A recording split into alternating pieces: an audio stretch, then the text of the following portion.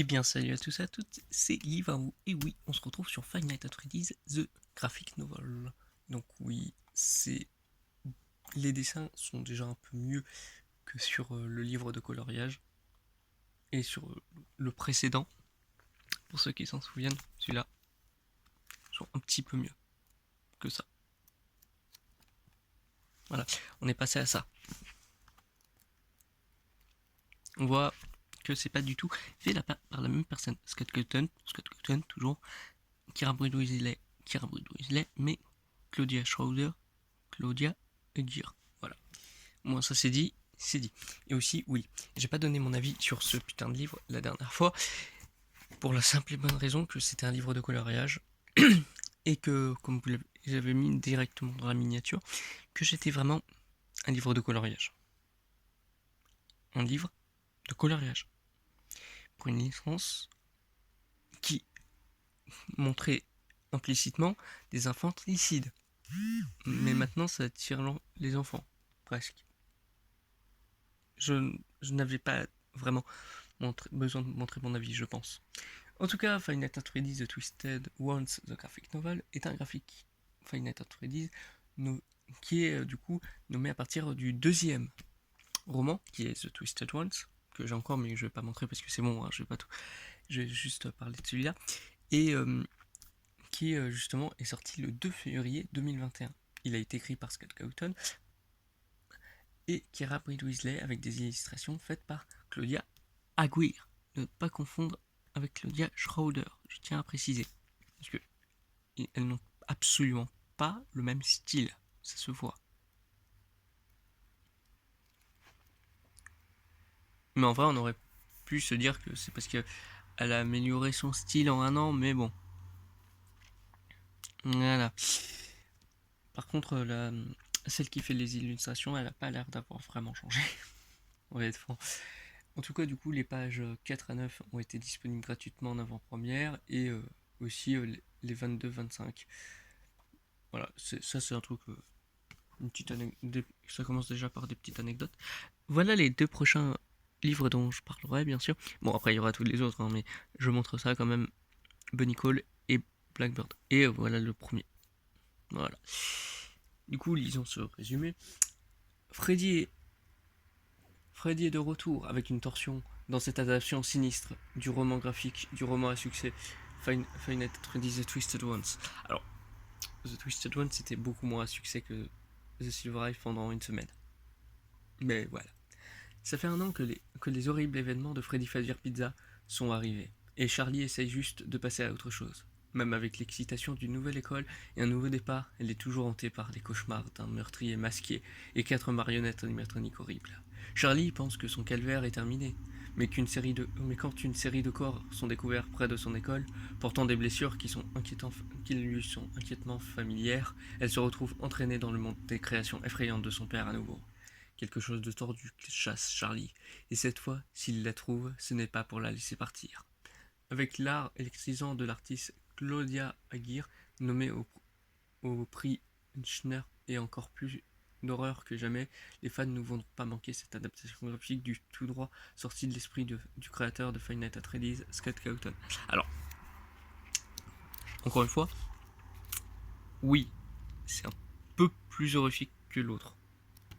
Mais vraiment, non, non, non, non, non, non. Il y a des bonnes idées, mais comment c'est fait, voilà. Et si je devais faire un historique, justement, le 20 mars 2020, le livre a d'abord été discrètement divulgué au Bookmutcher Store en ligne. Le 7 mai 2020, à Wales, la couverture du livre avait été révélée. Le 19 juin 2020, la couverture du roman avait été mise à jour et améliorée. Ensuite, le 30 août 2020, on avait 4 pages d'avant-première. Et le 7 novembre, 6 autres pages d'avant-première. Mais sinon, oui, la couverture a encore changé, puisque de base, c'était vraiment juste Scott Cawthon, Claudia Aguirre et Kira Bridge-Weasley, et pas du tout en bleu comme ça. Vraiment, ça c'est aussi une autre amélioration du livre d'origine. Enfin, de la couverture. Il y a eu 3 versions de la couverture, quoi. Et du coup, petite anecdote, avant la sortie officielle du roman, Twisted Foxy de la première couverture semble être retracé d'après le modèle fait par un fan. Voilà, vous en faites ce que vous voulez. Et aussi, Claudia Schroeder a déclaré sur Devinart le 15 septembre 2020 que le roman graphique lui avait été proposé qu'elle travaille dessus, mais qu'elle avait décidé de ne pas le faire. Le roman graphique a ensuite été offert à Claudia Heuger. Voilà. Et aussi, du coup, c'est dit adapté par Christopher Hastings, qui a été rajouté vers la fin parce que why not, et peut-être parce qu'il a fait des trucs à succès. Et j'ai vérifié, oui, c'était le cas. Du coup, en tout cas, ce livre, comme dit, raconte la suite de The Freddy Files avec des bons éléments et tout. Encore une fois, c'est bien j'aime bien le fait de revoir ça, de revoir ses œuvres dessinées et tout, mais en vrai, je vais être franc, il y a encore des dessins très limites.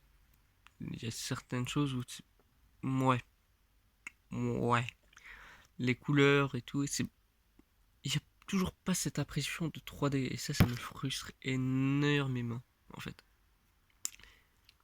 Mais bon, voilà, c'est que mon avis est assez pointilleux et tout, mais du coup, oui, cette histoire est plutôt intéressante en vrai, mais en même temps, non, j'arrive pas à. Il y a seulement ce dessin que je trouve vraiment très beau, mais sinon, j'arrive pas vraiment à comprendre certaines choses. Là où, bon, je vais l'avouer, avec l'adaptation, si c'est bien vrai, de Christopher Hastings, l'histoire est moins découpée, je trouve. Moins que dans l'autre, bien sûr.